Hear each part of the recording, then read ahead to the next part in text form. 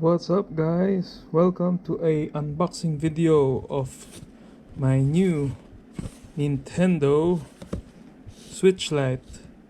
So what is inside the box? So, buksan natin.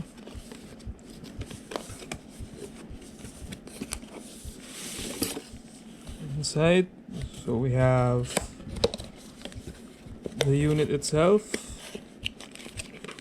And Nintendo Switch. Back. Meron ding papers and power brick. What else? So yun lang. Let's try to open kung meron ba tong factory charge. So I got the black Nintendo Switch. And so yun, nag-on siya. Nintendo Switch.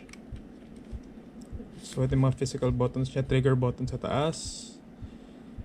Tapos ito yung mga buttons. May iba, home button. Press A to start. Press the same button 3 times. Home button 3 times. 1, 2, 3. Walang game.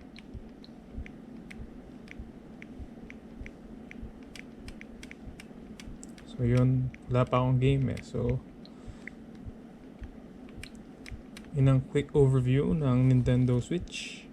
So physical, meron sa taas na headphone jack.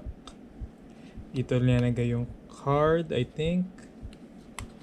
Tapos volume button, power button, triggers. Sa baba, micro SD card. Tapos charging port, type C. So yun lang, yun muna.